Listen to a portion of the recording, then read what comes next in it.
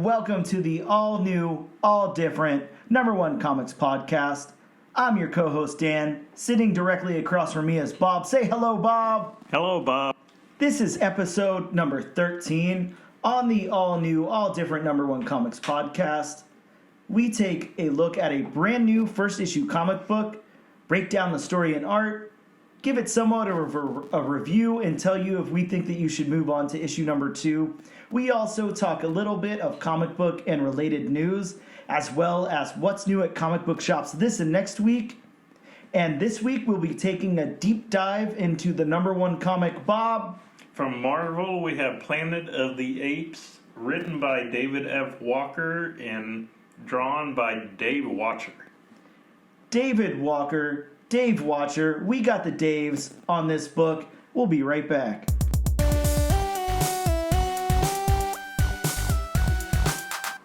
Bob, we have just a tiny bit of news this week. There's, I'm not going to say it. At the risk of saying every episode that I sound like a broken record, I'm not going to say it this time. Oh, it's broken record time. It's definitely time. James Gunn took all the news. Damn you, James Gunn. Come on. Leave a little bit of news. Bob, we got some trailers this week. We did. Some exciting trailers, some maybe not so exciting. I don't know. Let's talk about them. There was a second Across the Spider-Verse trailer. Pretty interesting. Yes. Any lot thoughts? of spider people in this one. Lots and lots of spider people. I don't even know what to say. I watched that one probably like 5 times, and trying to recollect anything about it is just a little hard. We do get to see Spider-Punk. Well, thank God for that. That's super awesome. That's a really cool character. I'm really excited that he's going to be in the movie. Really cool. We got a Barbie trailer. Bob, what did you think? All right, I'm going to ask you this because we never really thoroughly discussed that first Barbie trailer. No, I wasn't a Barbie fan growing up. Well, understood. But that first Barbie trailer was like an homage to 2001 Space Odyssey. Yes. So really cool concept. They ended up doing that. I really appreciate it. I thought it was some awesome work there. What did you think about the second trailer? Again, you don't have to be a Barbie fan. I've never played with a Barbie that I can recall, but... Don't lie. Well, I do have a whole closet full of Barbies right there behind you, but don't look in there. Anyways, what did you think? Does this look interesting to you? Like, we know this is going to be... Meta's not the word, but we know it's like a spin on Barbie. They're not just going to have a young woman whose name is Barbie. That's not the point of it. Like, it's got to have, like, some kind of weird context to it, of course. So, like in the scenes where Ken is talking about sleeping over at Barbie's house, and she's like, well, why? What are we going to do? And he's like, I don't know.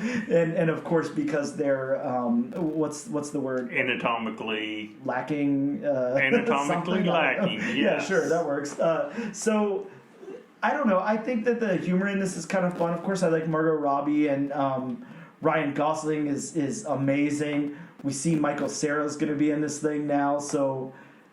did we get a shot of Will Ferrell? Did I see him like in a boardroom or something, or like the boss or something? In a real quick shot in a boardroom. So, I mean, obviously the cast is there. It's some really cool casting choices. It's a very ensemble pick. Yeah.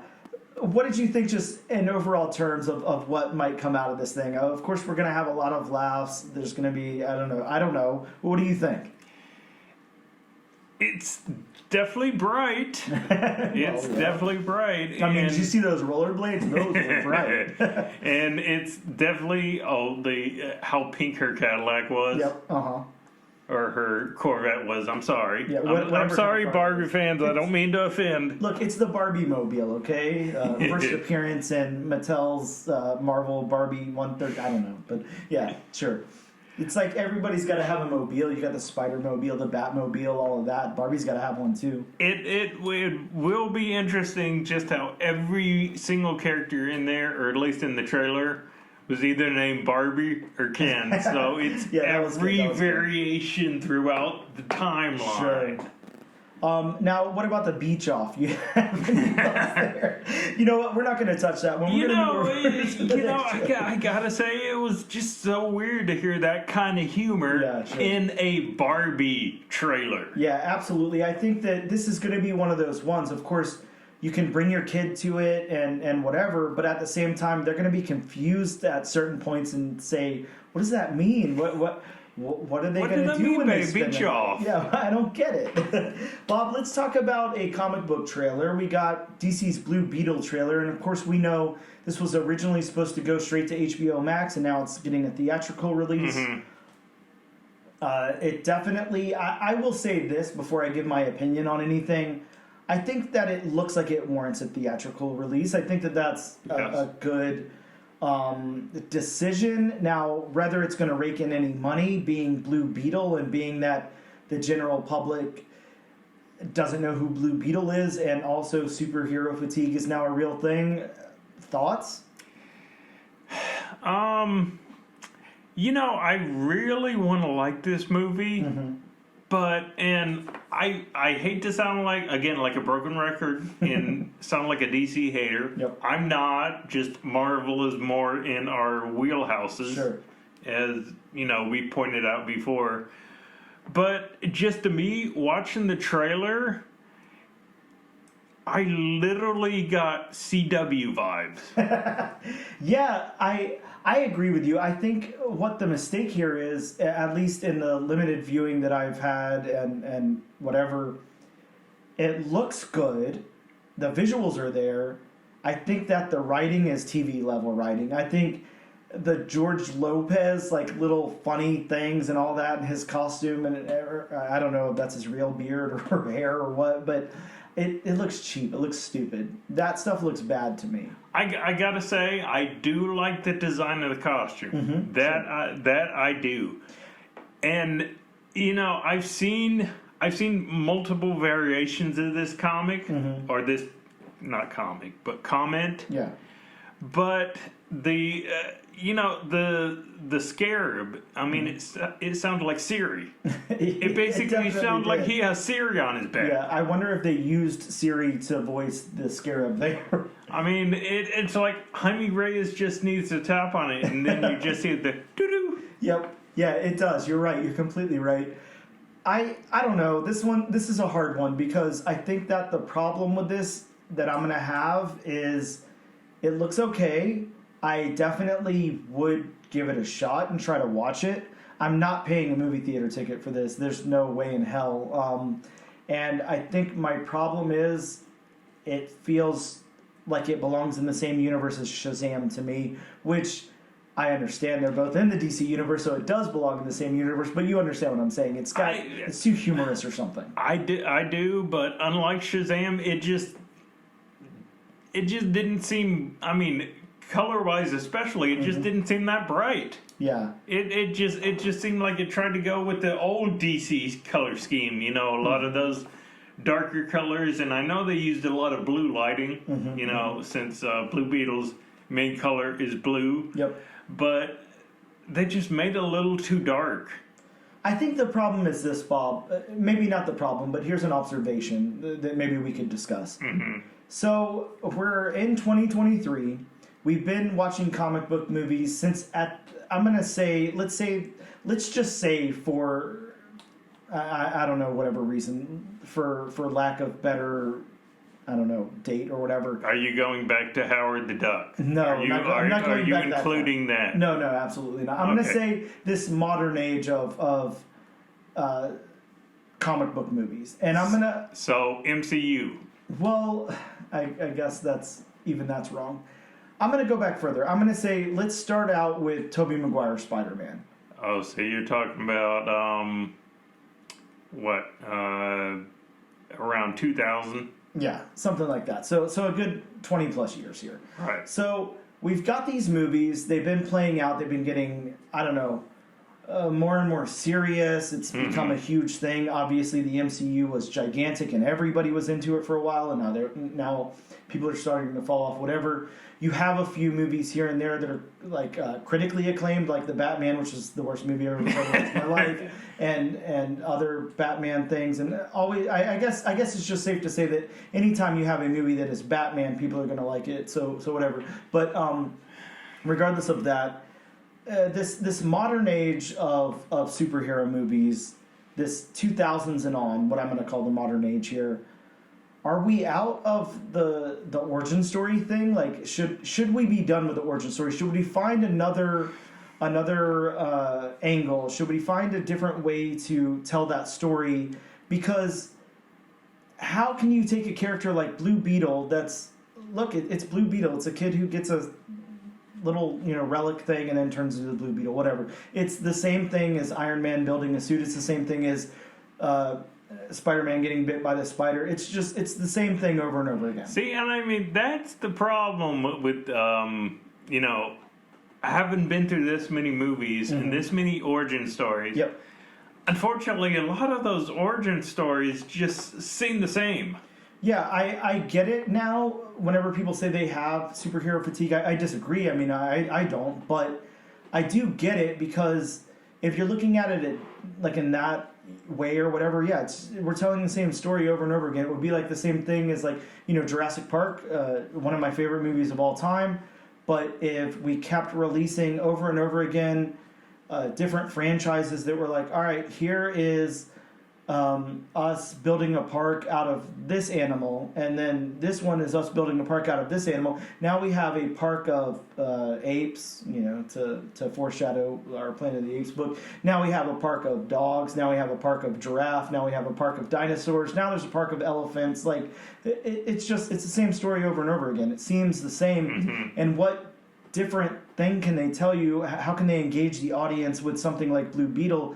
I think it's going to be really hard. I think the last time that something really, really worked well and the general movie-going audience or whatever, even though it was on Disney Plus, really agreed with it, was the Werewolf by Night special. It was a totally different angle for a comic book movie. It was. You didn't have any origin whatsoever of anyone. No. And you introduced a couple of, a good 3 comic book characters that are important to the Marvel Universe, and people were interested, and now people wanted to go out and see who Werewolf by Night was. They wanted to see who Man-Thing was. They wanted to see who Elsa Bloodstone was.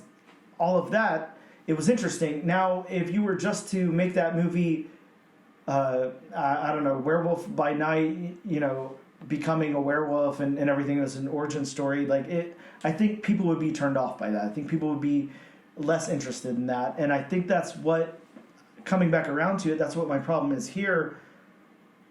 I think this probably, or maybe could have worked back in 2005 or something. How do you get this to work almost 20 years later? What would make this work based on what you've seen so far? Anything? I do agree with you, and I'll say early on, because I'm definitely referencing the MCU, because that's what basically kicked off the superhero movie craze. Yes. There's no denying that. But when they started doing their origin stories, I mean, it was new. Yes. It was fresh. Mm-hmm. I mean, yeah, they were pretty much, for the most part, I guess you could say they were the same, but they had, subtle differences. Mm-hmm. Mm-hmm. Now that you've had, how many movies in are we? Who knows? A lot. We're probably nearing 30 movies. Yeah, just say a lot. Now it's getting to the point where it's like, okay, you've done, an origin story like this, an origin story like that. Now I think it's getting to the point for even comic book fans where it's like, okay, we need to do something different than just telling their origin story. Yeah, and you bring up a good point there, because I think about reading comic books. Now, sure, it's fine every now and again to be reminded of Spider-Man's origin, to see Peter Parker get bit by a spider or whatever, have a flashback, whatever. If every single issue is that, and they have to go into his origin, or every time I guess it would be more fair to say every time they reboot the character, they have to explain his origin. Who cares? We already know the origin of Spider-Man. We don't need to know that. It's not important for any reason.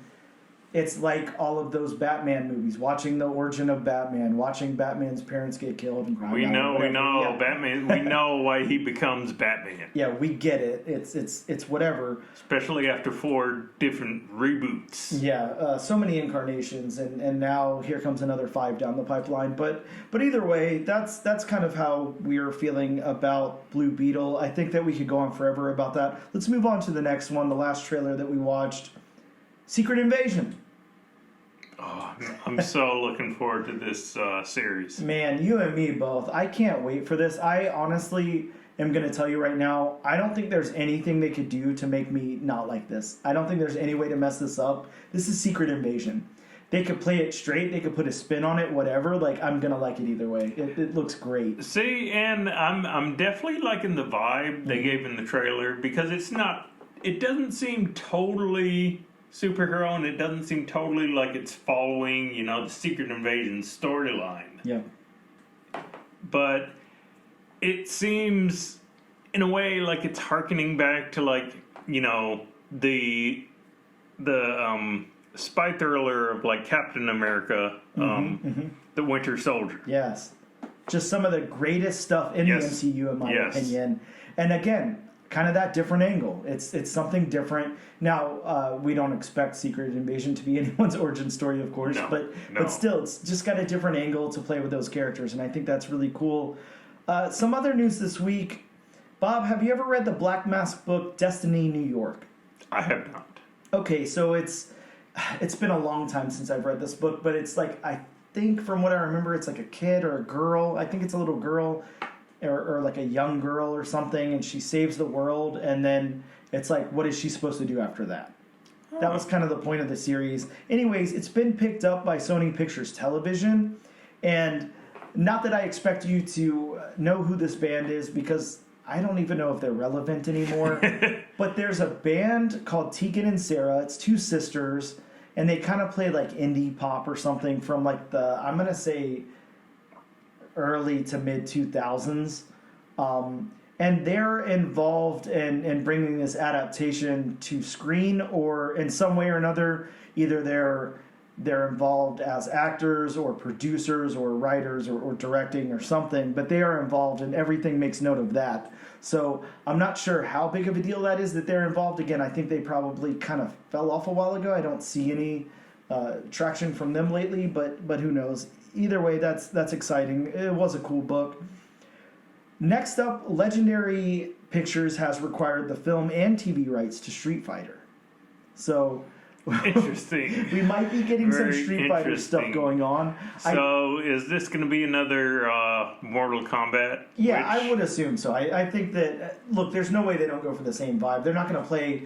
They're not going to do a straight Street Fighter remake. So, unfortunately, I hate to say, Mortal Kombat right now, the original one, is, fondly looked at by a lot of people, but look how long it took. Oh, yeah. So, if you want to talk about cult movie, yeah.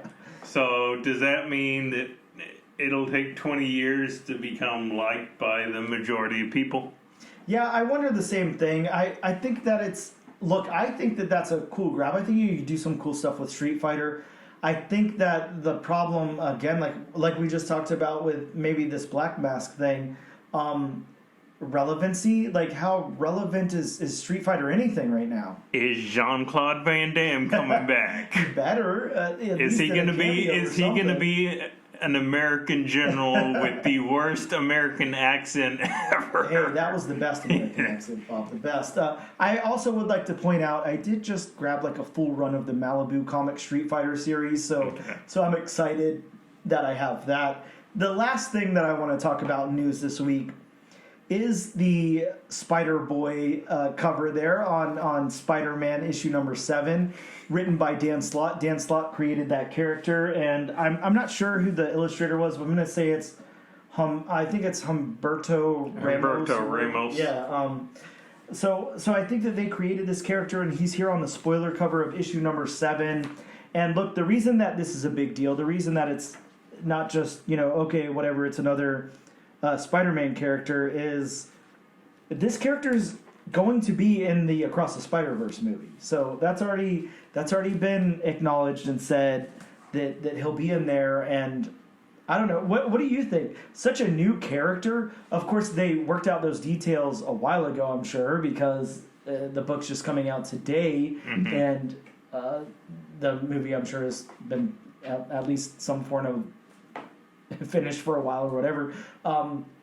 But I don't know. I'm hoping that it's a big deal. Of course, I grabbed quite a few copies of that book, so hopefully it pans out. But yeah, right now we're getting sales on eBay upwards of like $25 to $30 for a book that was released today that's massively overprinted. Of course, I walked into my local comic book shop this morning. There was a giant stack. So if it's Spider-Man, it's going to be overprinted. Yeah, but yeah, that's I don't know. I don't know if you have any thoughts there, Bob, but I extended cameo. Just remember, just never forget Amalgam Spider-Man. Bob, we're going to take a quick break, and when we come back, we're going to talk about some books that came out this week.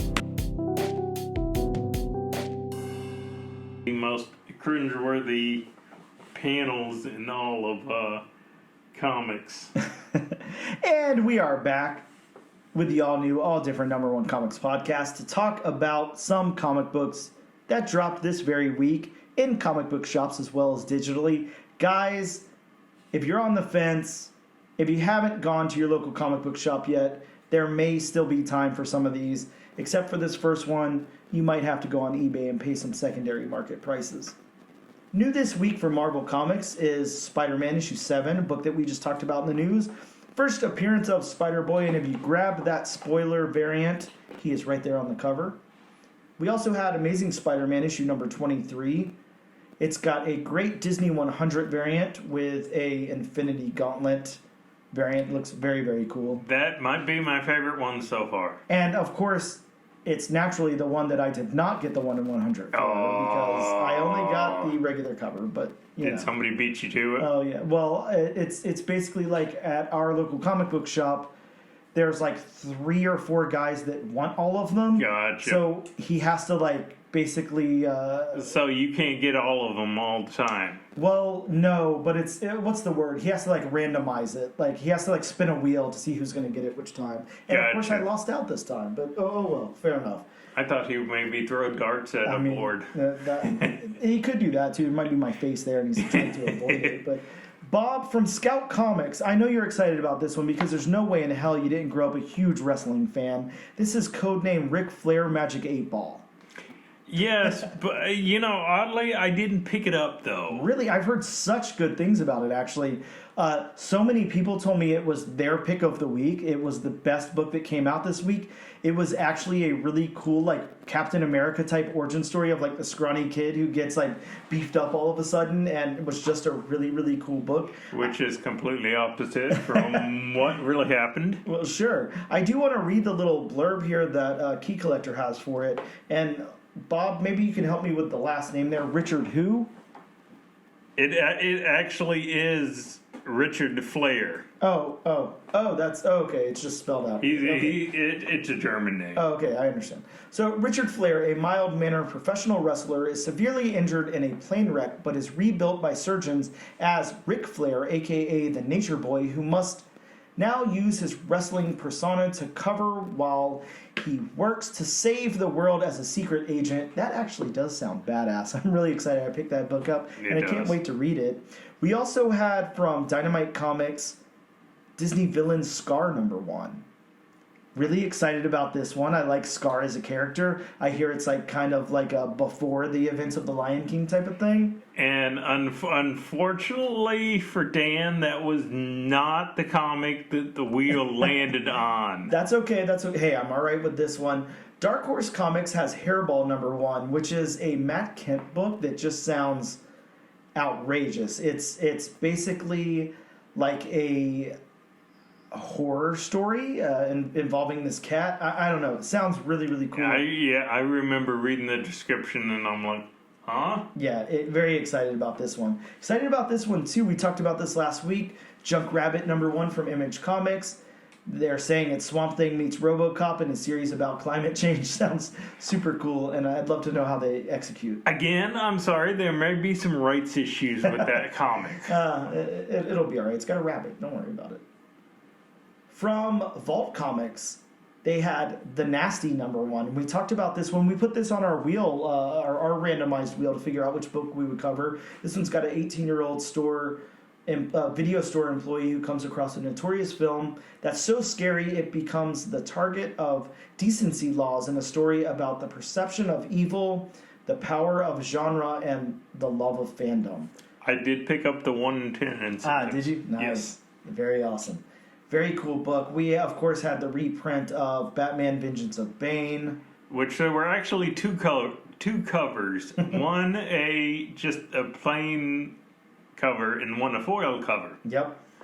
We've got, from Marvel, Captain America, Sentinel of Liberty, issue number 11. It's got the debut of a new Sharon Carter suit, as well as it's the prelude of the Cold War crossover event, which continues in Captain America Cold War Alpha #1. I don't know why I can't say Cold War together, but man, that's a hard one for me to say. Words are hard. Always.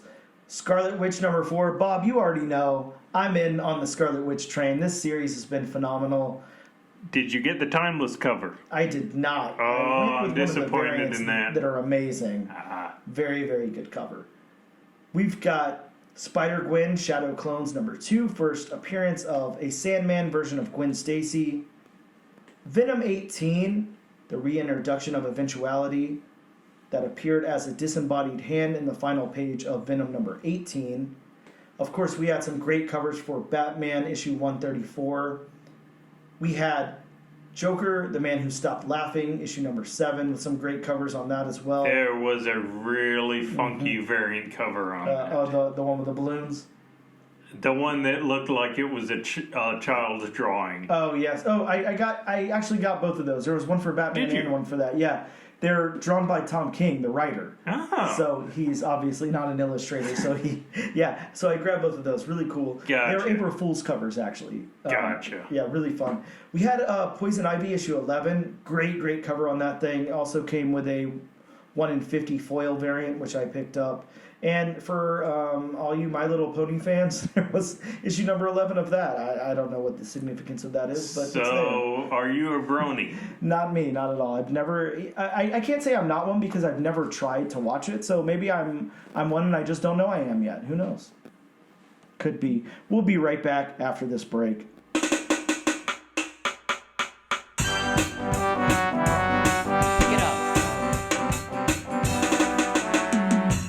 Bob, the all-new, all-different nation is back.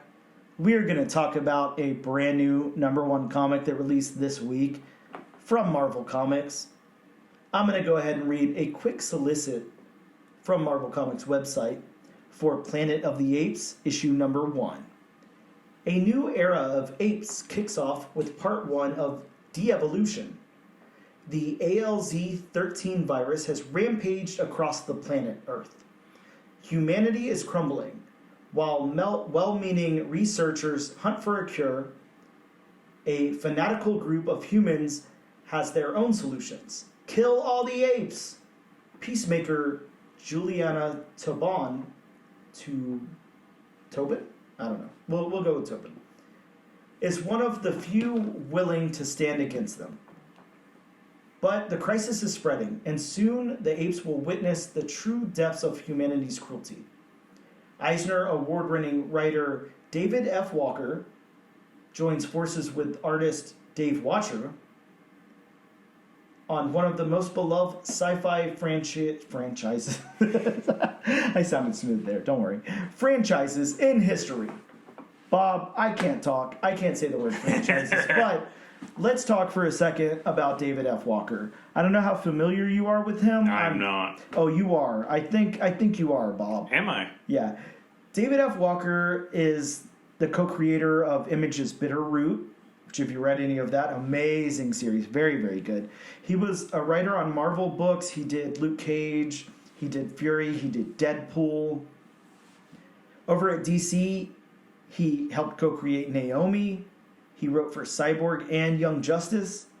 And believe it or not, over at Boom Studios, he actually worked on a Planet of the Apes book over there. So he's pretty damn familiar with Planet of the Apes. So he's familiar with the source material, is what you're saying. Absolutely. A really good writer. And again, I definitely suggest anybody who's not checked out Bitter Root, amazing series, just really, really good. I can't sing praises high enough of Bitter Root. It's such a good book.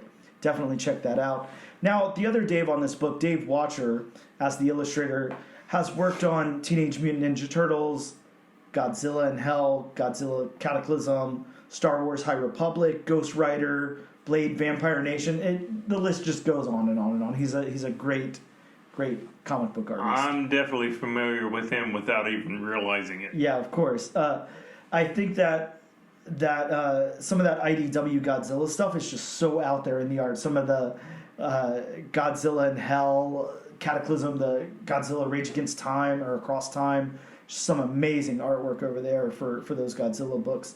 So, Bob, I'm going to read my notes that I wrote on this book, my little synopsis. That's not so little, but, we'll get through it. This book opens with a chimp being tested on in San Francisco in 2011. And we're told that trials were going well.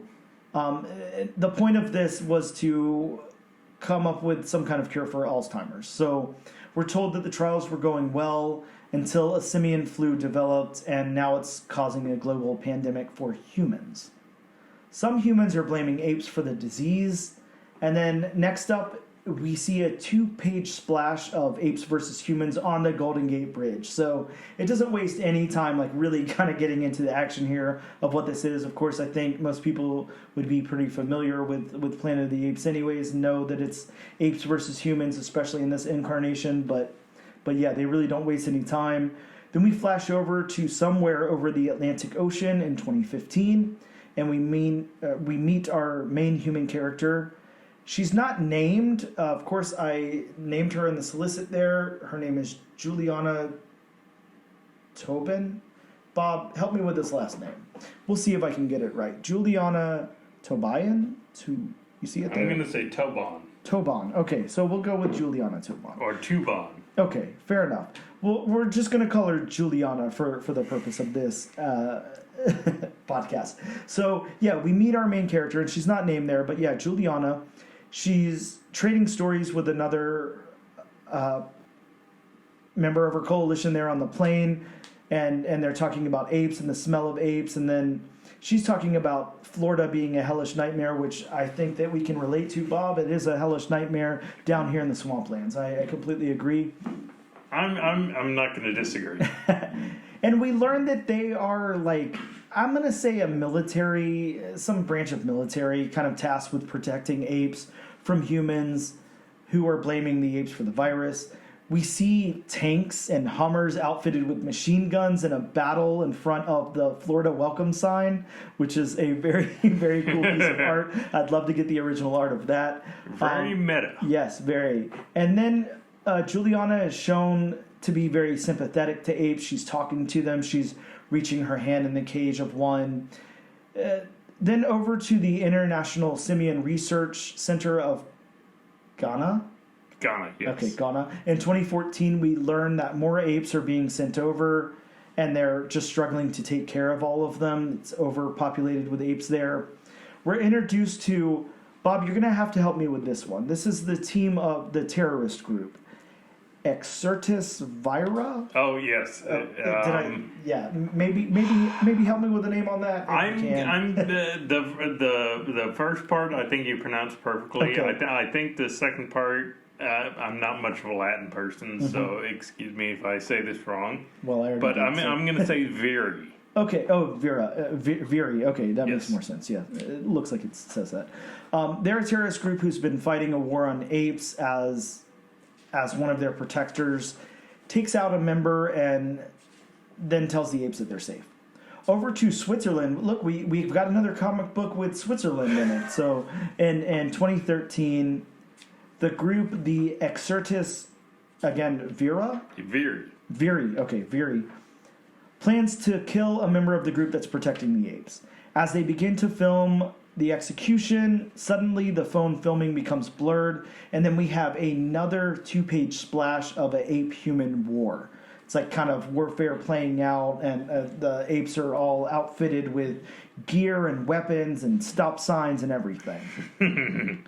Over to Florida in 2012, we see a young mother enter an emergency room, and as she sits down in the crowded ER, at some point her child is taken, and she's left with the child's stuffed monkey.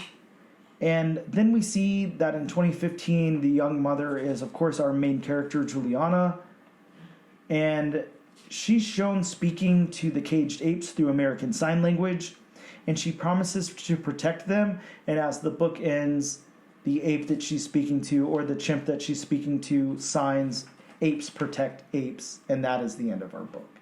So, again, I stumbled a little bit there. I'm not too sure of some things. I think that that's a chimpanzee on that final panel. I'm not 100% sure how you tell the difference between a monkey and a chimpanzee or different kinds of apes. You're not a zoologist. Yeah, I only know what I know from Planet of the Apes. So my only, I was kind of confused by the ending there. Mm-hmm. I was thinking to myself, is that supposed to be the ape I think it is? I think so. And we don't have to have any spoilers here, but yeah, I think so. I think that that's probably that same ape that you're thinking of. Yeah. Well, for anybody listening who's a Planet of the Apes fan, I just semi-spoiled something for you. Well, I think that they would probably most likely know that that's kind of what's going on there. Bob, let's talk about this story. How did the story beats work for you? Again, we have kind of like the Doom Patrol. We're flashing back and forth to different places. This one also includes different times. The beats of this story, I think that I was a little scared, to tell you the truth, at first when I heard that it was going to be a spin-off of the newer Matt Reeves Planet of the Apes stuff, as opposed to the original Planet of the Apes, or even the first incarnation that was written by Rod Serling from Twilight Zone fame. That's kind of what I was hoping for, but of course that's not what we're getting here. I think that's okay. I like this. I'm not going to lie, I don't love the Matt Reeves Planet of the Apes. I definitely don't think it's the best Planet of the Apes incarnation at all. I'd always go with the original on that, but... Oh, come on. What about the Mark Wahlberg one? I mean, hey, the Tim Burton one I can get behind.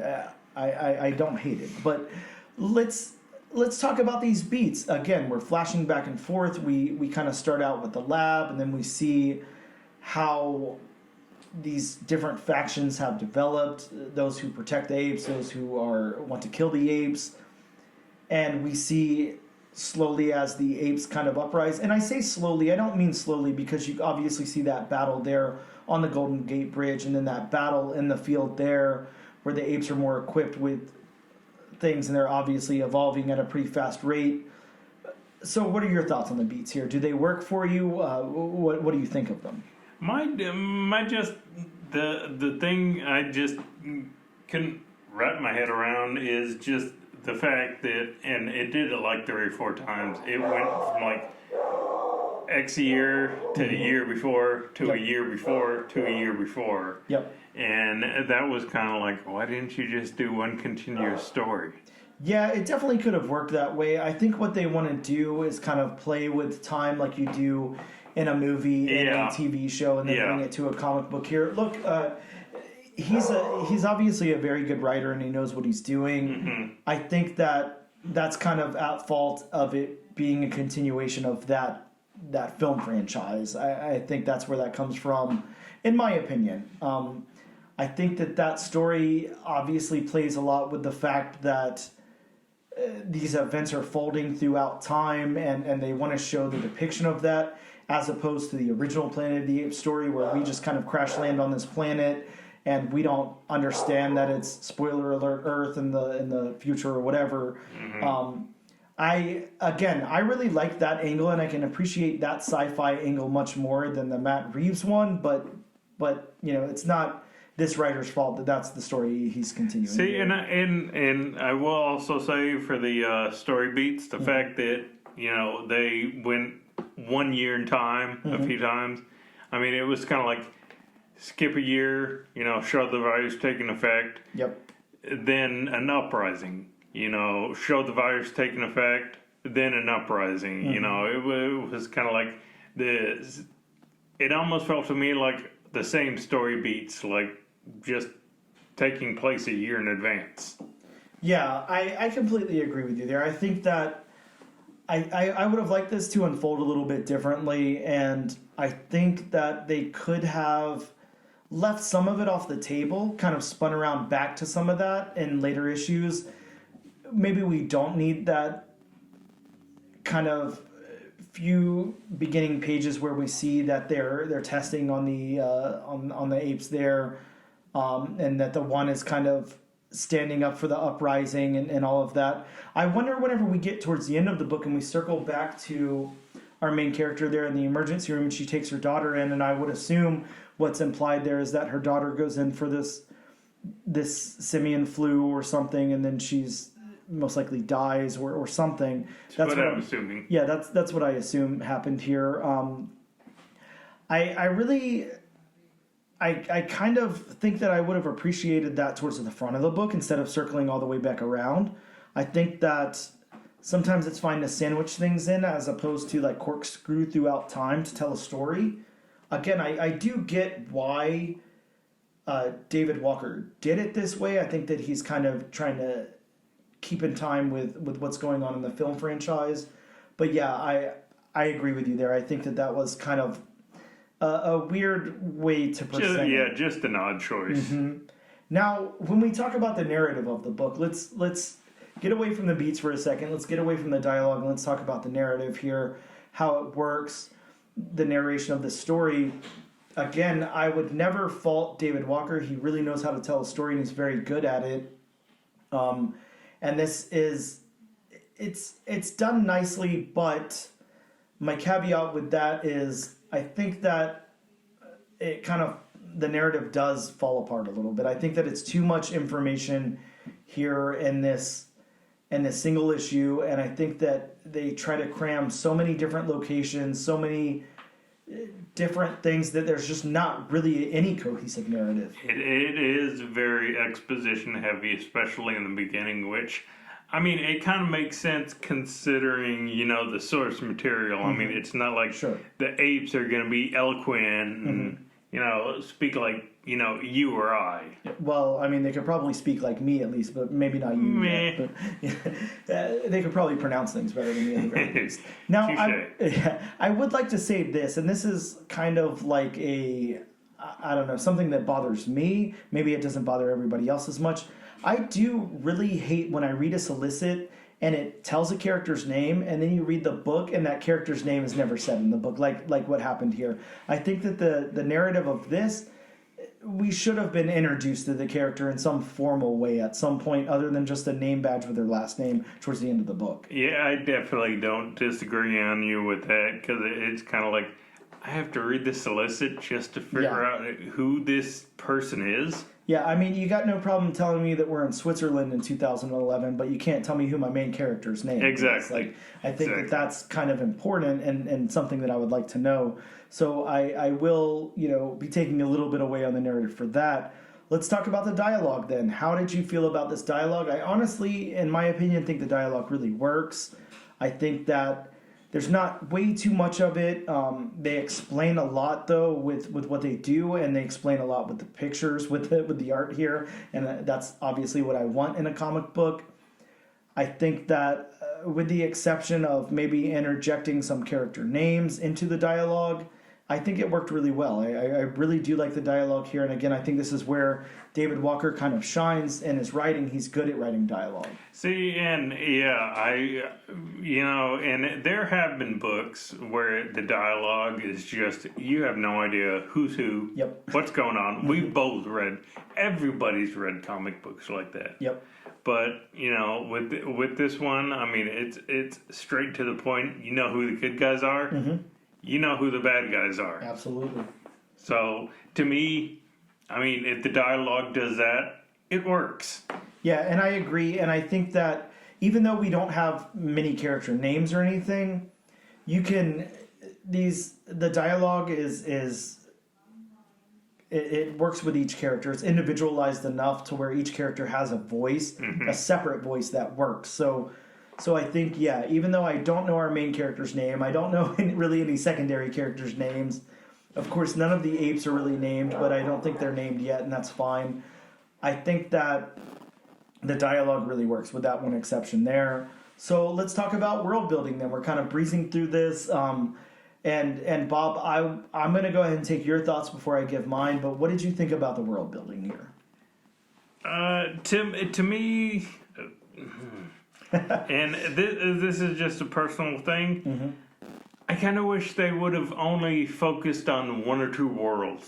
Yes. And flesh those out as opposed to, you had the reserve, and then you have, Switzerland, and then you have, the battlefield of, I'm guessing there's somewhere overseas when, this panel takes place where their Jeep, gets downed. Bob, that's Florida. That's right here Florida. In your backyard. Oh, okay. Never mind.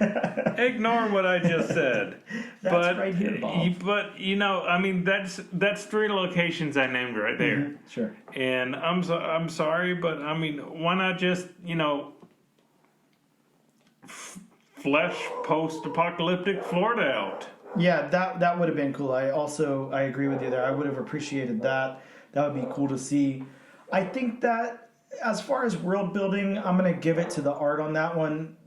It looks great. I like the depictions of these different places, but the world in itself and the writing here, I think it's too much. I agree with you there. Some of it seemed unnecessary. Again, we have that opening panel with the testing on the apes. It seemed unnecessary.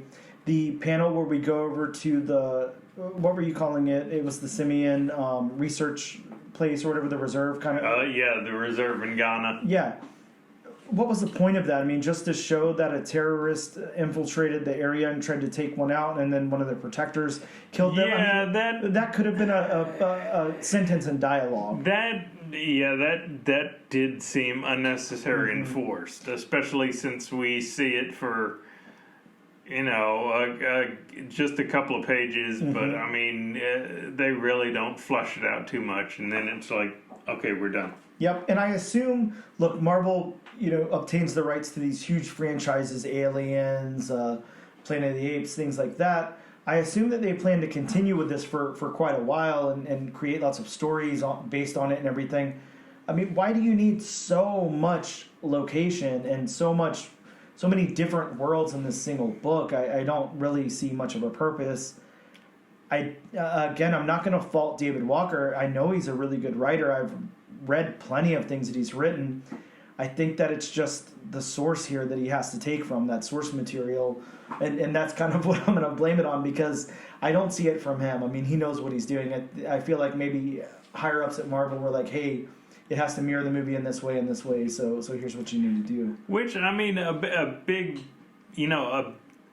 gigantic, should I say, company like, Disney, that's going to happen. Right. I mean, they're going to want you to do this, and they're going to want you to do this, Naturally, and then at the end of the day, it's kind of like, okay, they're paying me a boatload of money. Yeah, well, sure, yeah, exactly. I mean, I would hate to say that, given the opportunity, I wouldn't just, whatever you say, sure. But yeah, I know that he's a very good writer. His work on Naomi is great. Young Justice, very, very good. He really, Bitterroot, again, I can't say good enough. I can't say enough good things about what he did on Bitterroot. Such an amazing book. So yeah, I think that it's just kind of cluttered here. I think that's my overall thoughts on the writing and the story. It's just a little cluttered, but the dialogue really works. Let's go over to art. Let's talk about Dave Watcher then. Dave Watcher on the art here. He illustrated the book. What do you think about these characters? I personally love them. I love the character design. I think he does that realistic thing very, very well, and it's not your typical Marvel house style either. It's good. It's very good. We're talking characters, so let me just stay with the characters. But yes, very good. I'm very satisfied with with the level of detail that he did on these characters. I mean, each character has their own individual design, and I mean, it's not like, okay, you can't tell one character, from another character, which, I mean, is definitely the key to character design. So... Yeah, and I would even say to, I don't know, illustrate your point a little more, look at the apes. Look at the different apes. Even apes in the same group or whatever have individual characteristics. So yeah, he's great at this.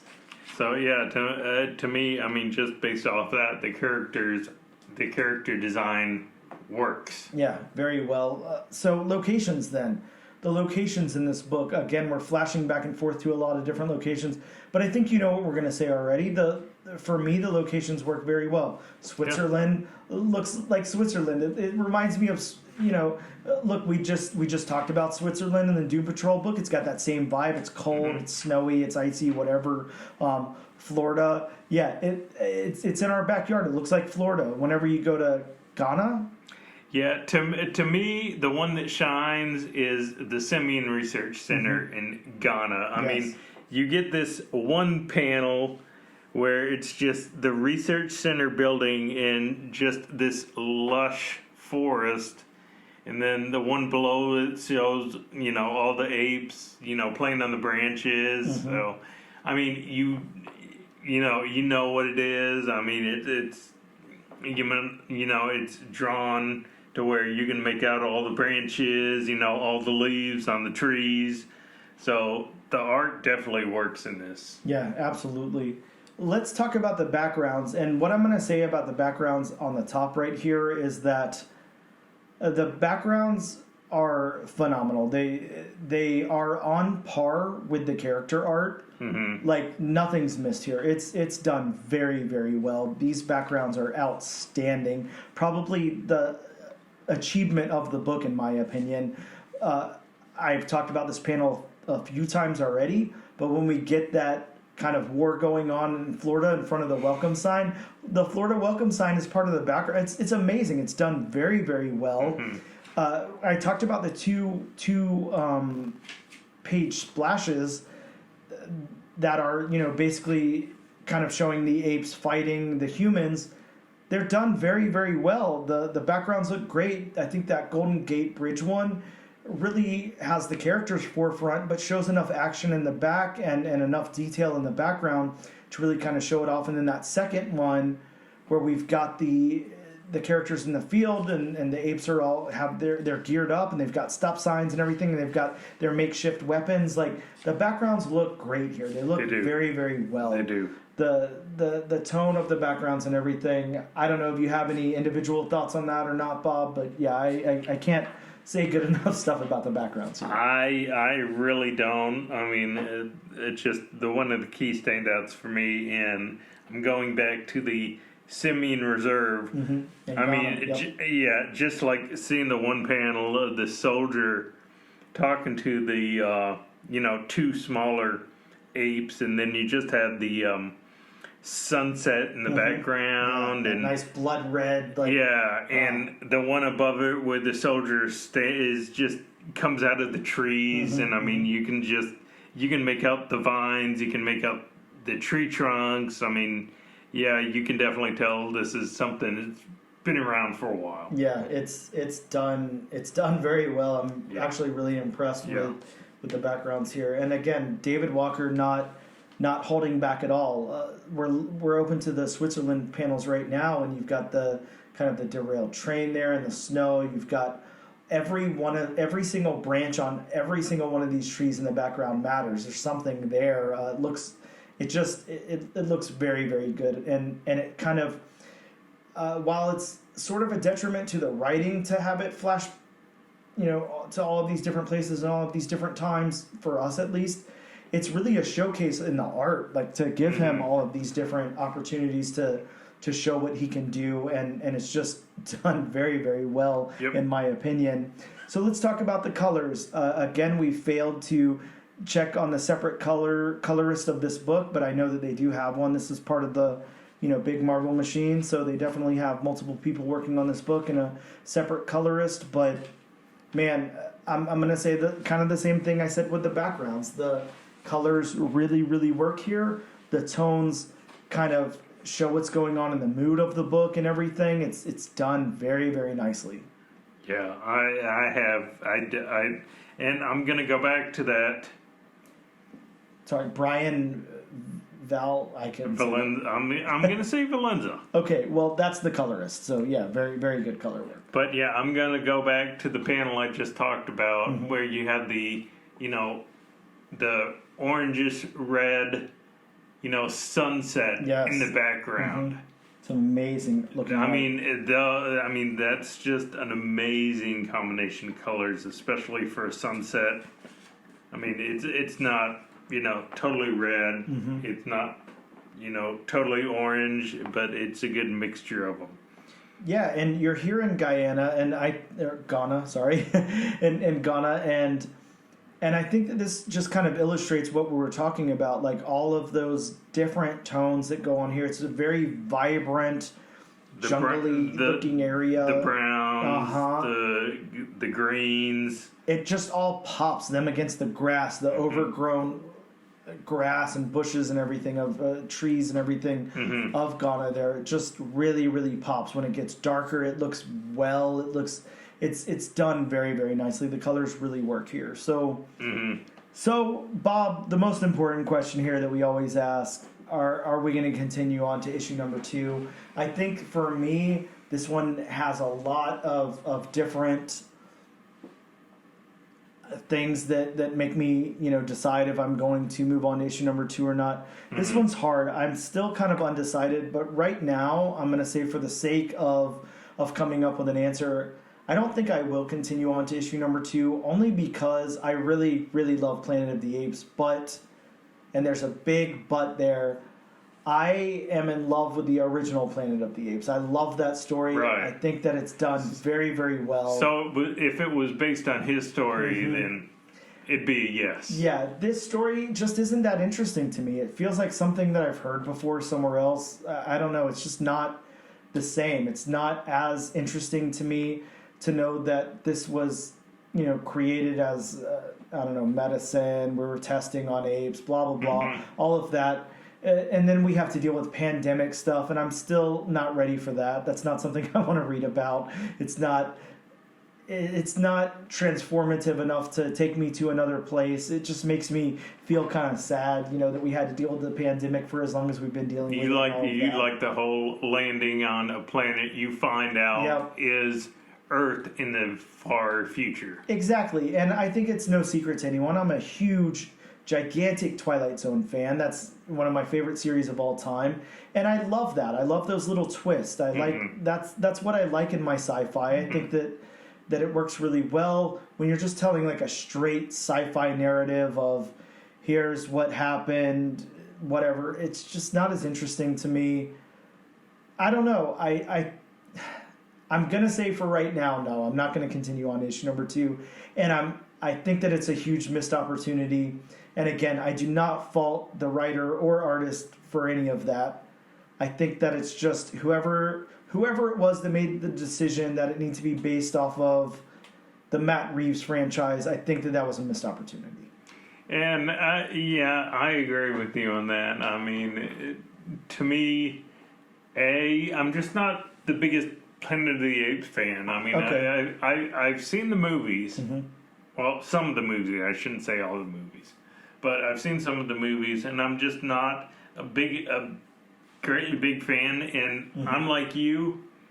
I have seen, the original Charlton Heston Planet of the Apes. Yep. And that's probably my favorite Planet of the Apes film so far. It is a very weird decision to go with the Matt Reeves Planet of the Apes, considering how new it is and how, divisive it was, because I do remember that, divided people. Yep. So, yeah, for me, this is probably going to be, I'm not going to go to issue 2. I mean, again, the art is definitely the standout in this book. Yeah, it's, I can't overstate enough that the art really, really works here. And again, I don't blame the writer at all. he did a great job with the source material that he has. I just don't like the source material, if that makes any sense. You know, it's like you could have an amazing, I don't know, Joker comic book, but I don't like the Joker, so I'm not going to be that interested in it. I mean, we all have our things. There were a whole lot of great Batman books. Yep, exactly. It's just, it's probably for somebody. It's not for me. If you really love the Matt Reeves Planet of the Apes, pick this up because it's very well written and the art is amazing. But I would say if you're kind of like me and Bob and you're more either into the classic Planet of the Apes or you're not a Planet of the Apes fan, you're probably going to want to skip this one. It's not going to do much for you, in my opinion, other than be well written with bad source material. So that's me and Bob's thoughts on Planet of the Apes, issue number 1 from Marvel Comics. We'll be right back after this break.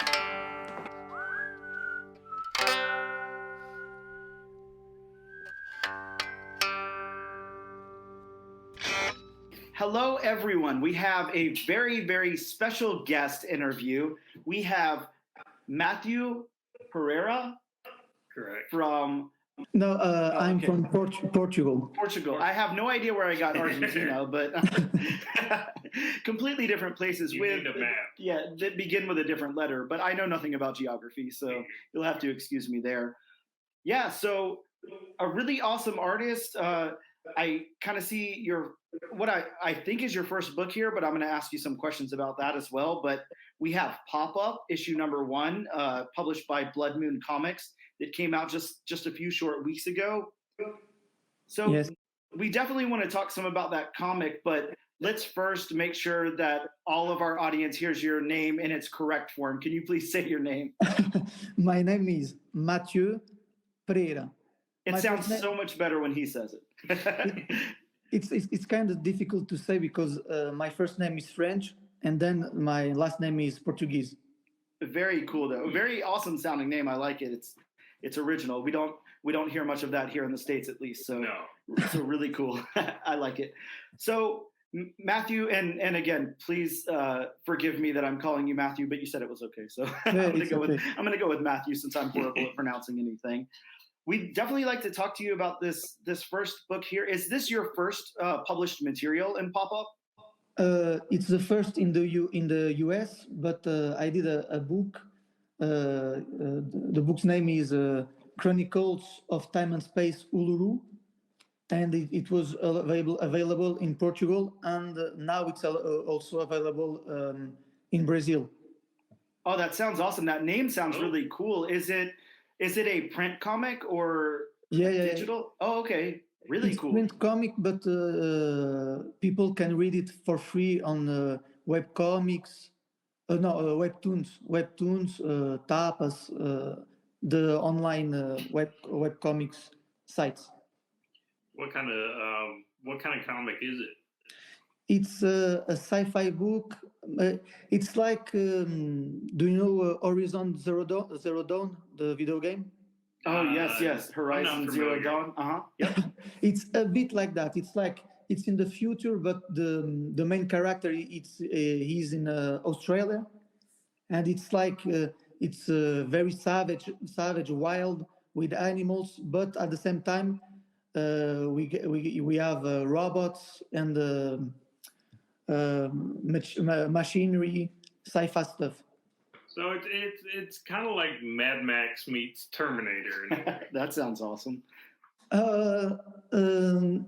Mad Max and Terminator are more post-apocalyptic, and here in Uluru it's like Horizon. I don't know what's the kind of post-apocalyptic genre, but it's in the future, but it's more wild, like forest, a lot of forest, a lot of trees, that kind of stuff. So nature is taken back over. Yeah.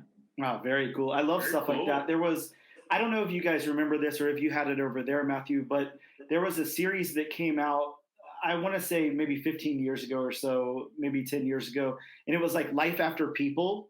Do you guys remember that at all? Oh, I remember History Channel. Yeah, it basically showed what would happen after all the people were gone, how nature would kind of take back over the cities and everything, and what it would be like. Very, very cool series. I really like that a lot. Cool. Yeah, it was fun. So yeah, I definitely want to check out that. But can you tell me the title one more time? I apologize. It's I think you can find it with Chronicles of Time and Space, Uluru. Okay, very cool. Yeah, I'll definitely be checking that out and see if it's possible to order a print copy and send it here in the States or find one on the secondary market. But the print version it's only in Portuguese and Brazilian Portuguese. It's not available in print in English, but online you can read it in English. Sure. Okay. Well, very cool. Yeah. Well, hey, I can appreciate your art either way, even if I can't understand it. So very, very cool. I definitely want to talk some more about this book. I want to talk about its inception and how you got together with the writer of it, John Clark. How did you guys meet up and how did that go? Like, did he kind of have it scripted and then you began illustrating it from there? Did you guys kind of come up with some ideas together? It all started with a post he made on a forum named Digital Webbing. Okay. It's a forum where people, writers or artists, look out for other people to work on their projects. Very cool. He made a post looking for an artist for a pitch. I think it was 5 or 6 pages. Oh, okay. So like an ashcan type of thing. Yeah, and I like the plot, so I send him my portfolio. He liked it, and we start working on the first page of the story, and then he went to show at some editors. He sent them to some people, and BloodMoon Comics said yes. Not a long time ago. Okay, very cool. Now, the character design in here, I really like some of these characters that you've illustrated. Like the beginning of the book, you've got the sheriff, you've got the little kid, and of course the kind of creature design, the monsters or whatever, the gruesome granny basically. Was that a lot? Did you guys collaborate on coming up with this character design together? Was that stuff you kind of had in your back pocket that you came up with? How did that come about? It was more like he said the principal characters. Mm-hmm. I made some designs. I sent them. I sent the design to him, and he liked one. And then I explored more the design he liked. Very cool. Yeah, so it sounds like it was a very collaborative process between the both of you. Like, maybe he had some ideas, and then you brought those to life, and then you kind of expanded on that, and he let you know if he liked your designs or whatever, and of course he did because they're here in the book. But yeah, it sounds like a really cool collaborative process. I like whenever we hear that. The reason that we ask questions like that, a lot of our listeners are aspiring creators, so. A lot of times people will kind of turn to us to maybe figure out how to break into the industry, how they can get, involved in writing or illustrating comics or something, even lettering or coloring or whatever. So they really like to hear the process.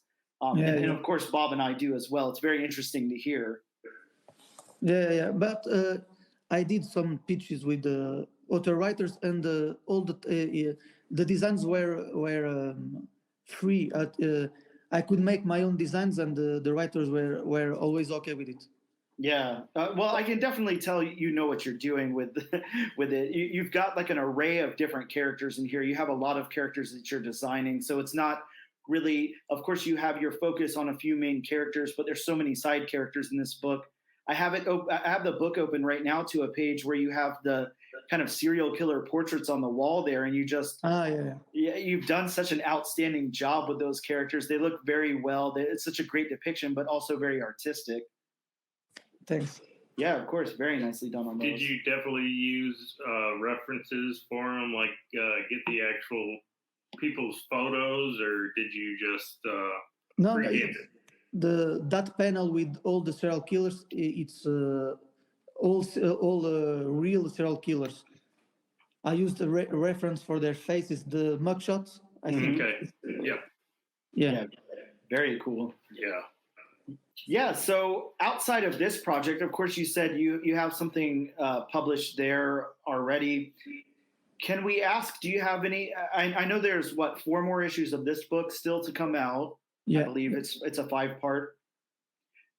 And are you still actively working on that? Are you and John still actively working on that right now? Or are you guys already done and just waiting for them to come out monthly? No. I'm actually doing the third issue. Oh, very cool. So this is like in real time. So we're talking to you as you're actually creating. That's super cool. Yeah, we love to hear that. We talked to Tyler Crook a few weeks ago. Yeah. And he was kind of going through, he has his creator-owned book now that he's doing through Dark Horse called The Lonesome Hunters. The first volume was released a while back, and now he's working on a second volume. And it was just really cool to talk to him like in real time as he was working on that project. So we love to hear that, the artists or writers that we're talking to are currently working on a project. Very, very cool. Yeah, and that Tyler Crook book is really good, really good.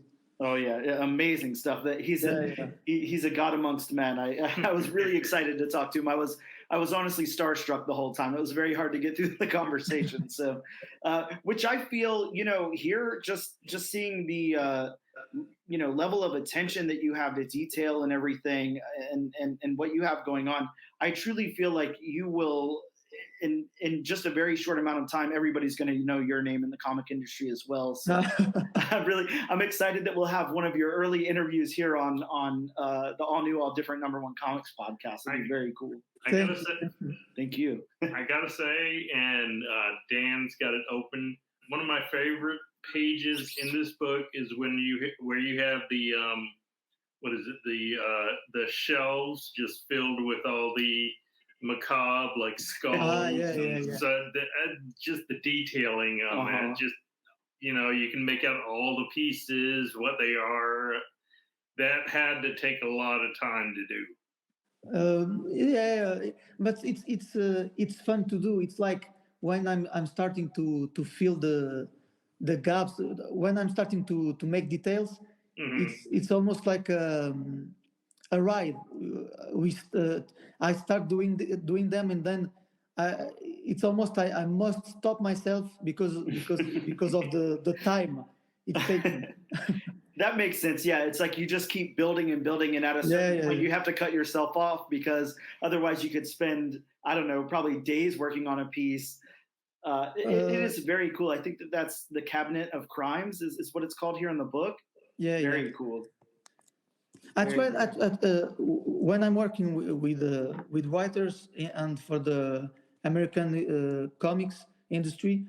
I always try to do one page in 1 day and a half, 2 days, to not take too much time. And sometimes in some panels I'll put more details on, and on others a bit less because of that time it takes. Yeah, and that makes sense to kind of get your stride and make sure that your output is still in like a good amount of time.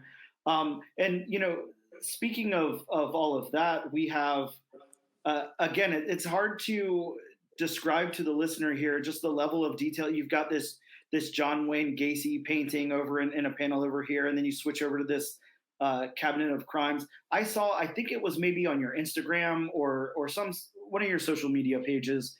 You had like the inks of that page, the Cabinet of Crimes, and it looks so amazing, even just in black and white. Before you add the color, and before we get into some of our questions not related to the book, I do want to talk about the colors and your experience working with this colorist, whose name I would butcher if I even tried to say it, but I'm going to say maybe Pereira. Yeah, I think it's Pantaria. Okay, yeah, I'm again bad at pronouncing things, but not my strong suit. But how was it working with that colorist? Did you just kind of send the inks over to them, and then did you express your vision of what you wanted things to look like? Was that really collaborative, or was that kind of Okay. No, it was like you said. I just sent the inks, and then the colorist did his job. Okay, you just filled them in. Gotcha. I didn't know the colorist before the release of the book. I saw some page when it was the pitch, but then when the book came out, I saw some pages and some colors. But yeah, I didn't talk to the colorist. Oh, okay. So very, and I would like to say, at risk of sounding like I don't like the colors, because I do. I think the colors did a wonderful job here and kind of brought your art to a whole nother level and looks really, really good. I would love to see some of your art like in a black and white book, just inks only. I think that in a horror book that would really, really stand out and look wonderful. It almost reminds me somewhat of like a Francisco Francavilla type of feel or something. I really admire what you have going on in your inks there. They look very wonderful. Thanks. Yeah, thank you. So we talked a little bit about the project, and now we're going to go into just some comic book related stuff. And again, this question is on the table. You don't have to answer it if you don't have anything, but for Tyler Crook didn't really have much of an answer for this one either. But is there like a comic book storyline or comic book that you're ashamed that you haven't read or embarrassed that you haven't read? And I can go first. I haven't read All-Star Superman, and I kick myself every day that I haven't checked out that book yet. I own it. I own the 4-part mini, but I haven't yet read it. And it's always like embarrassing to me to think that I know so much about comics and have read so many comics, but I haven't read that one yet. Do you have anything you're just itching to read? Yeah. I think I have a bunch of books I didn't read because of the how you say it, availability. Oh, sure. It's like sometimes ordering book on Amazon, it's a bit complicated because there is no Portugal Amazon, it's Spain Amazon, and then the books take a really long time to be translated. But I have the Watchmen. Okay. Hey, not a bad pick. And I have the book since a lot of years. I started reading it, but I never finished because it's a bit complicated. It's really heavy. Yeah. Heavy. Yeah, and I completely agree with you on that. I love The Watchmen, but that is a hard read. It's definitely something you have to be in the mood to sit down for, and it's kind of like a slow burn. It's not really something you knock out like in a couple of hours or a weekend or anything. I think I don't know if you have anything, but for me, like every time an issue of Saga comes out, I burn through it in 2 seconds. Like I have to know what's going on. Whereas something like Watchmen would be a much slower. I'd have to be in the right headspace to sit down and read that. Yeah. So like some comic books are like too fast to read. Yes. Like I don't know if you know Oblivion Song. Yes. Oh, yeah. Sometimes you read an issue and you're like, 15 minutes. It's already finished, and you need to wait 1 or 2 months to read the next. Yes. And in Watchmen, it's like you're reading 10 page and it feels like 200. Yep. Yeah, it's definitely a lot of ideas and a lot of dialogue packed into a story. So I agree with you. But the art on Watchmen is really, really good. And sometimes I like to just turn the page and see the art, even if I didn't read the whole book. Yes, completely understood. There's some wonderful, wonderful art in there. So our next question is a very odd question. So this is a scenario. So imagine you're walking through the woods and you find a time machine. And the time machine only allows you to go either forward or backwards in time, but doesn't allow you to select any date or anything. It's kind of just a blind, you get in and you either go forward or backward. Are you going to go to the future or the past? The past. The past, okay, Yeah, very yeah. cool. Yeah, I think I'm definitely with you there. The future kind of scares me, and I don't know what what's in store. So I think that I would be more comfortable going into the past as well. Yeah, but it's like if you go in the past, we have more chances to have knowledge of certain things than going on the future. Absolutely. Totally agree. Yeah, you could help people. You could save yourself from something. Yeah, absolutely. Not make a bad decision that you made or whatever. Build up a lot of money. Well, there you go. Yeah, the Back to the Future thing. Yeah, absolutely. So, being an artist, Matthieu, I know you probably have a lot of different inspiration from different artists, and of course, comic book creators and illustrators and all of that. Do you have any singular comic book cover that just blows you away? That's just the pinnacle of art to you? You mean a cover that I like? I really like. Yes. I know it's a hard question to just throw out there without any context, but no, I know the artist, but I don't know a cover. It's a cover of John Paul Leon. Some of his Creator of the Night covers or DMZ covers. Oh yeah, some of those are outstanding. Yeah, I completely agree with you there.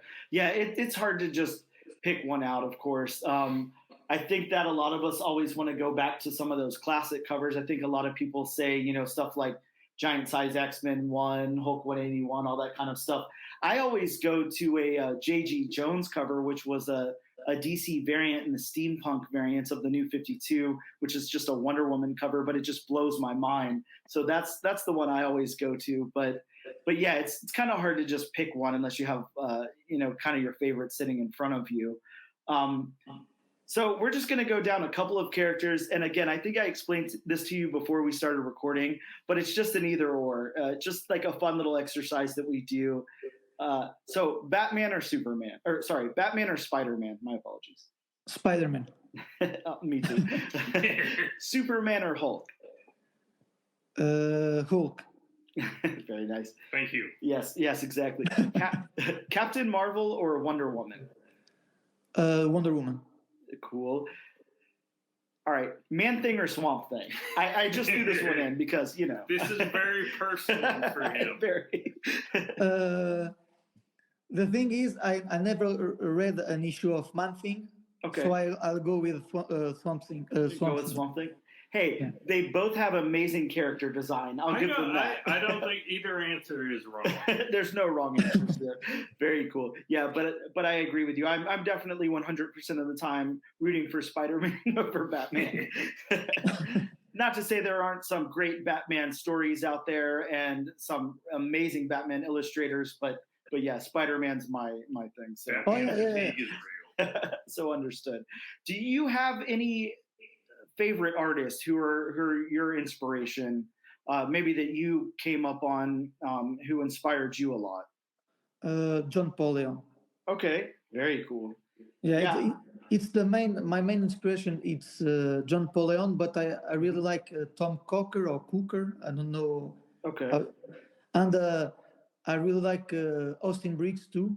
Mm-hmm. So it's my main three now. Now it's them. Very cool. Yeah, and those are some amazing artists. I completely agree with you there. Some of those, like you were saying, those DMZs, just wow. Some really, really good stuff.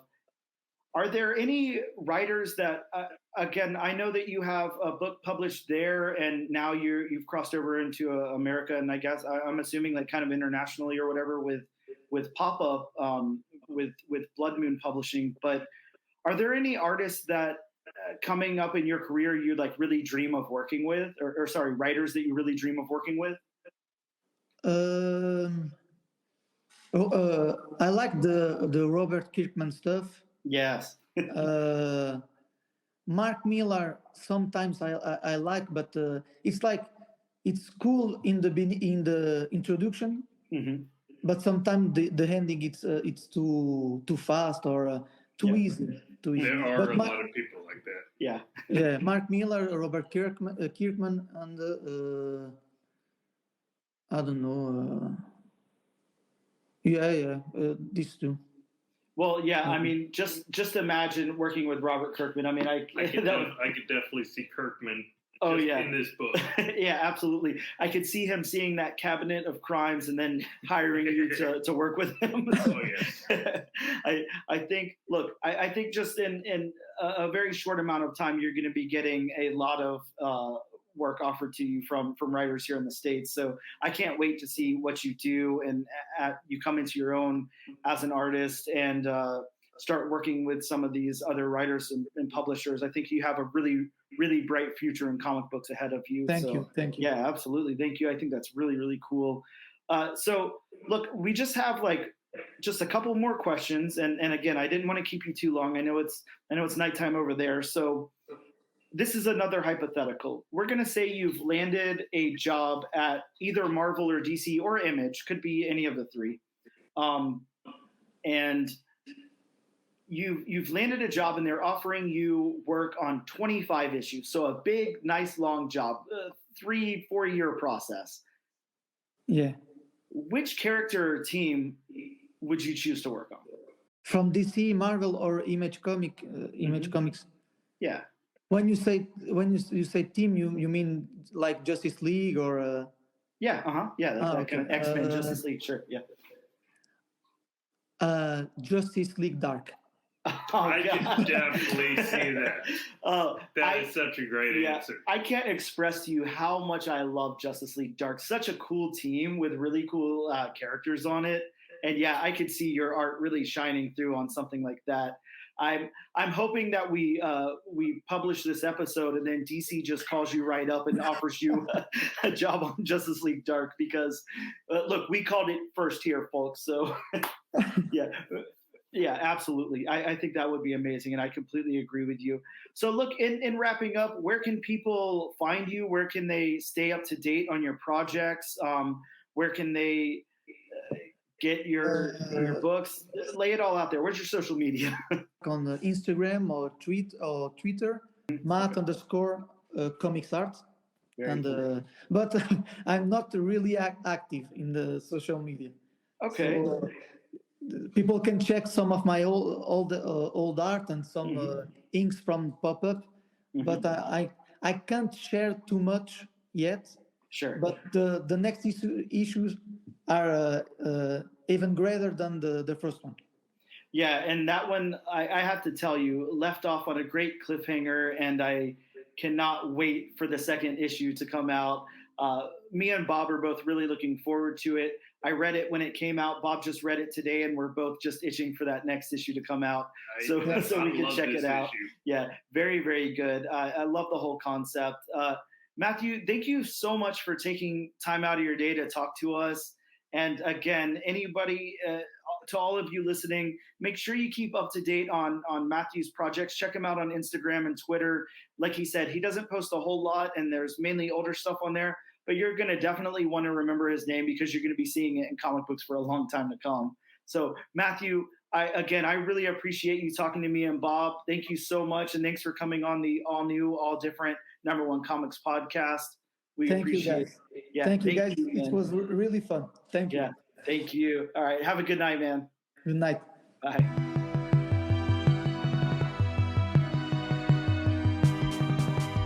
And we are back. Thank you for listening to that stunning interview there. Bob, let's talk about some books that are coming out next week. All right.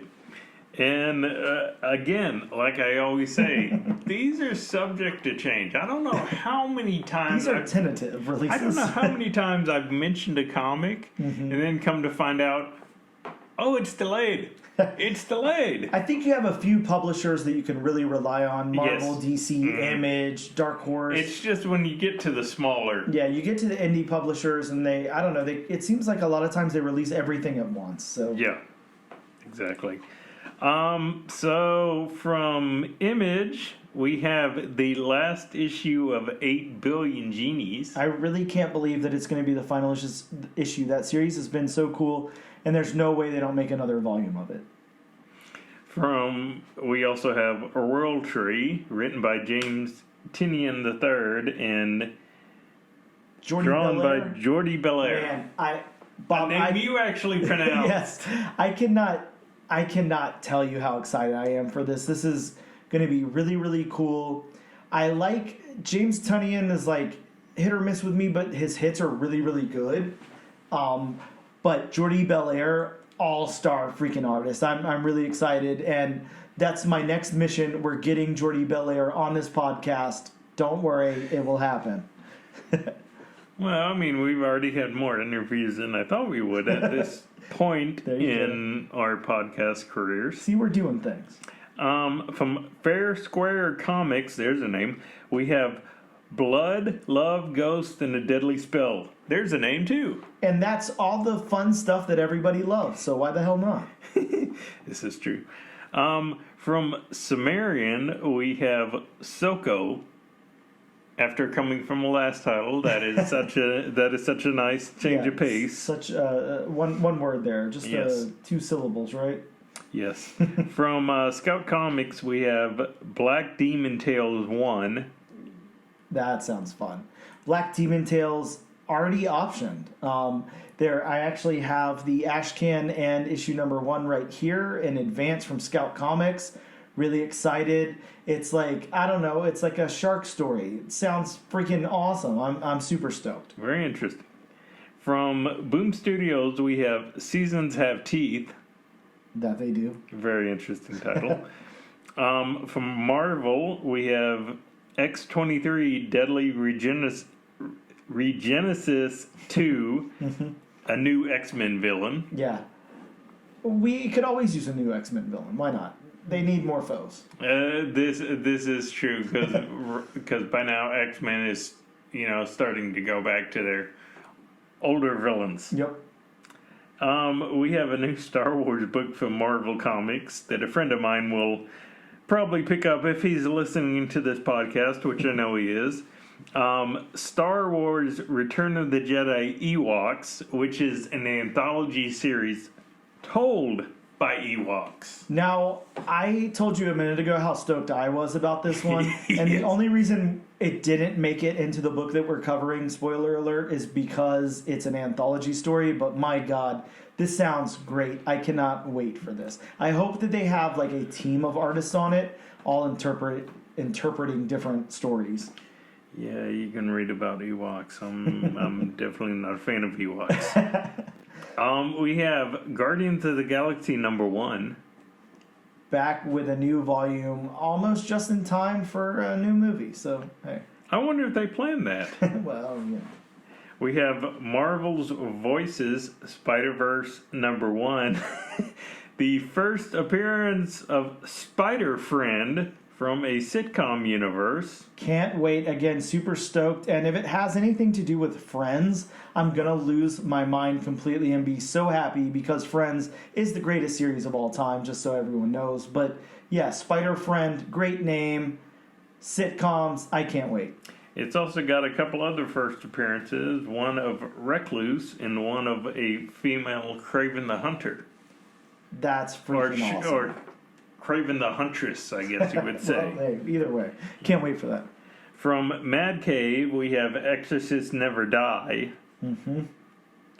From DC, we have Sandman Universe Nightmare Country The Glass House. Yeah, Sandman Universe, Nightmare Country, The Glass House is how. That is a very long title. Sure, yeah, it's the sequel series to Nightmare Universe. Yeah, so okay, should be fun. Okay, from IDW we have TMNT Usagi Whirlwind number 1. So ignore what I just said about Yojimbo. Don't worry, Bob. I'm sure we'll edit it out, and they'll be like, "Ignore what? What are you talking about?" And then from Dark Horse Comics, we have the Great British Bump Off number 1, which is drum. The Great British Bump Off number 1 by Dark Horse Comics, which has a pretty cool cover. Now, give them the little solicit on that from Key Collector. So, the solicit and what made me want to read this book, because I originally was pondering on another book, But the solicit says it's an Agatha Christie-style murder mystery set in the world of an English competitive baking. Very, very fun. So it'll be Top Chef meets Murder on the Orient Express. Yes, meets, I don't know, the Great British Bake Off is a show, right? That's like, yes, that's is. Actually a show. It is. So but yeah, I've never watched the show. Well, likewise. Whatever. So maybe we could do a side podcast on that show. We could do a recap of So the show. I'm going with what I know. Yes, absolutely. Bob. A Great British Bake Off recap show. It'll be like the Walking Dead recap. Yeah, but only with Great British Baking instead. Sounds like a thing. Sounds like a cool idea for a podcast. Bob, it's been a great episode. We had a wonderful interview. We talked about a book that we had maybe some fun, maybe not so much fun with. As always... It's always fun reading comics. Of course. We appreciate you guys tuning in and checking out the podcast. As always, make sure you use our weekly hashtag, all new, all different nation, to be entered in our weekly giveaway. And check us out on Instagram at ANAD_1 Comics Podcast. On Twitter at ANADNO Comic Pod. On TikTok at ANAD1 Comics Pod. And on YouTube under the Comic Book channel. Again, use that hashtag. You can enter our weekly giveaway. We'll be giving away a copy of this comic book that we covered today. And as a special surprise, if you enter the giveaway this week, I'll also be giving away a Planet of the Apes Marvel poster along with the book. So make sure you enter that giveaway for a free comic book and poster. Thank you guys so much for tuning in, and we'll see you next week.